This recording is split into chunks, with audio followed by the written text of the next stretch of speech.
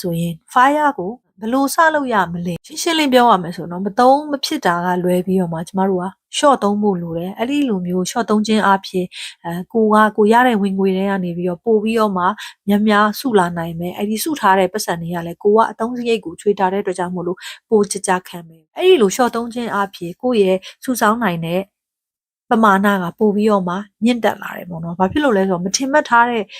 ချက်တစ်ခုကကြတော့ကျမတို့ဝင်ငွေဘယ်လောက်ရှိနေလဲဆိုတာထက်ဘယ်လောက်ထိစုနိုင်လဲဆိုတာကကြတော့ပို့ပြီးတော့မှအရေးကြီးတယ်။ဥပမာလစာ9သိန်းရတဲ့တယောက်က3သိန်းစုရင်လစာ30ရတဲ့တယောက်က2သိန်းဆိုတာထက်ပို့ပြီးတော့မှမြန်ချမ်းသာလာနိုင်တယ်။အဲ့ဒီတော့ဒီ fire ကိုအောင်မြင်ဖို့ဆိုလို့ရှိရင်ကျမတို့ရဲ့ဝင်ငွေ50-80ရာခိုင်နှုန်းလောက်ကိုစုဆောင်းဖို့အတွက်ကိုစူးစမ်းရမယ်။ဒါကခက်တယ်ဆိုတာကျမတို့လည်းသိတယ်ပေါ့နော်ဒါပေမဲ့လည်းကျမတို့မသုံးမဖြစ်တာတွေကိုပဲဦးစားပေးပြီးတော့သုံးမယ်ပြီးရင်ဖြစ်နိုင်မယ်ဆိုရင်ဝင်ငွေပိုရအောင်လုပ်မယ်ဥပမာ freelance online ကနေဝင်ငွေရှာတာလို့အပိုအလုပ်တွေလုပ်တာလို့ပေါ့နော်ပြီးရင်ကိုကလစာတိုးသွားပြီဆိုလို့ရှိရင်ဒီတိုးသွားတဲ့လစာကိုနဲ့မဆိုင်သလိုမျိုးစဉ်းစားပြီးအဲ့ဒီတိုးလာတဲ့ဝင်ငွေအဲ့ဒီတိုးလာတဲ့လစာကိုပို့ပြီးတော့မှစုရမယ်ဒါပေမဲ့ကျမတို့စုထားရုံနဲ့လည်းမလုံလောက်ဘူးပေါ့နော်ဒီစုထားတဲ့ငွေကိုရင်းနှီးမြှုပ်နှံမှုကောင်းကောင်းလုံးမတာတန်ဖိုးတက်လာမယ်ဘာဖြစ်လို့ဆိုတော့ inflation ကတော်တော်လေးကိုမ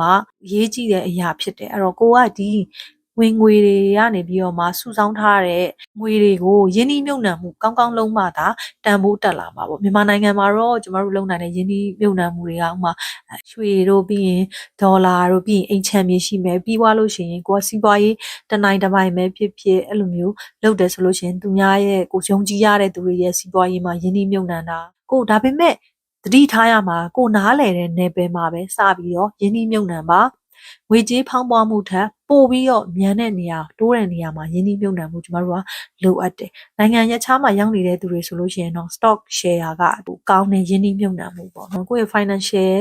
အခြေအနေကိုအမြဲတမ်းစောင့်ကြည့်နေရမယ်။ဥပမာဝင်ငွေရဘယ်လောက်လဲထွက်ငွေရဘယ်လောက်လဲကွာလစဉ်လာတိုင်းအဲ့ဒါကိုမျက်ခြေမပြတ်ကြည့်နေရမယ်။ပြီးရင်ကြည့်တဲ့နေရာမှာလည်းဒီတိုင်းမဟုတ်ဘဲနဲ့တိတိကျကျဒီတလားတော့ဘယ်လောက်စုဖို့မှန်းထားတယ်ဆိုရဲအဲ့ဒီလိုမျိုးရည်မှန်းချက်လေးတွေထားပြီးရင်ဒီနှစ်ကုန်ကြလို့ရှိရင်တော့ဘယ်လောက်စုဖြစ်ရမယ်ဘယ်လောက်ရင်းနှီးမြှုပ်နှံဖြစ်ရမယ်ဆိုတော့အဲ့ဒီလိုမျိုးရည်မှန်းချက်လေးတွေထားပြီးတော့မှကျမတို့ရဲ့ financial status ကိုပုံမှန်စစ်ဆေးနေဖို့လိုအပ်တယ်ပြီးရင်ကိုကဘယ်အဆင့်ရောက်ပြီလဲဆိုတာကိုလည်းတိတိကျကျတွက်ထားရမယ်ပေါ့နော်ကျမတို့အရင်ဗီဒီယိုလေးမှာပြောပြတဲ့ financial freedom ရောက်ဖို့အတွက်ကိုအဆင့်3ဆင့်ရှိရဆိုလို့ရှိရင်ကိုကတစ်ဆင့်ချင်းစီတွားလို့ရတယ်ဘယ်နေရာပဲဖြစ်တလန်းချင်းစီတွားရင်ရောက်မှာကတော့အသေးချာပဲပေါ့ပြီးရင်ဒီနေ့ခေတ်မှာ app တွေလည်းအများကြီးရှိတယ်ပေါ့နော်ကိုယ့်ရဲ့အသုံးစရိတ်ကို track လုပ်ဖို့အတွက်ကိုယ့်ရဲ့ဝင်ငွေထွက်ငွေတွေကိုမှတ်သားထားဖို့အတွက်ကိုမှ app တွေလည်းအများကြီးရှိနေပြီနောက်ဆုံးတစ်ချက်ကတော့ကိုယ့်ရဲ့ငွေကြေးနဲ့ပတ်သက်တဲ့အသိပညာကိုအမြဲတမ်းတိုးတက်အောင်လုပ်နေရမယ်စာအုပ်တွေဖတ်ပါ podcast တွေနားထောင်ပါ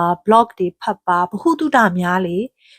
ပို့ပြီးတော့မှအောင်မြင်နိုင်ခြင်းများလေပေါ့နော်အဲ့တော့ဒါပေမဲ့ဒီ fire လုပ်ဖို့ကလွယ်နေတာတော့မဟုတ်ဘူးဒီမှာဒီ fire မှာစိန်ခေါ်မှုတွေကအများကြီးရှိတယ်ပေါ့နော်ဥပမာမိသားစုနဲ့တငယ်ချင်းတွေကရှိုံလေးဝင်ငွေရှိတုံးလေးသုံးပါလားဒီလောက်လစာတွေရနေတာငိမ့်စားယူဖို့ကလည်းငယ်လေးရှိသေးတယ်အဲ့ဒီလိုမျိုးတွေဒီ fire ကိုနားမလည်တဲ့သူတွေကပြောကြမှာပဲပေါ့နော်အဲ့ဒါကတစ်ချက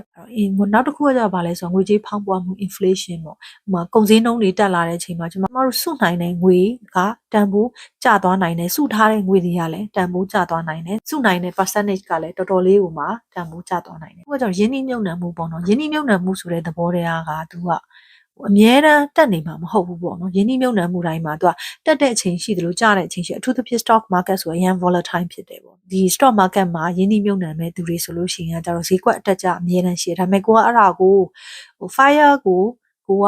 build လုပ်မယ်လို့စဉ်းစားလိုက်ပြီဆိုလို့ရှိရင်ဒီဈေးကွက်အတက်အကျတွေရေတိုဈေးကွက်အတက်အကျတွေကကိုနဲ့မဆိုင်ဘူးလို့စဉ်းစားထားပြီးတော့အနည်းဆုံး9နှစ်လောက်ကိုရင်းနှီးမြှုပ်နှံထားမှသာအချိန်တန်လို့ရှိရင်ဒီရဲ့အကျိုးအမြတ်ကိုခံစားရမှာပေါ့နော်နောက်တစ်ခုကကျတော့မထင်မှတ်တဲ့နေရာကနေပြီးတော့လာတဲ့ကျန်းမာရေးနဲ့ပတ်သက်တဲ့ဈေးရိတ်တွေဘာလို့ဆိုတော့ကျမတို့ကျန်းမာရေးပြဿနာကြုံလာရင်ကကျတော့ဒီငွေကြေးနဲ့ပတ်သက်ပြီးအကြီးအကျယ်ထိခိုက်နိုင်တယ်ပေါ့နော်အဲ့တော့ကျန်းမာရေးကောင်းအောင်လည်းဂရုစိုက်ဖို့လိုတယ်ပြီးရင်ကျမတို့မြန်မာကာချာအနေနဲ့ရောပေါ့နော်ယဉ်ကျေးမှုအရမိဘတွေကို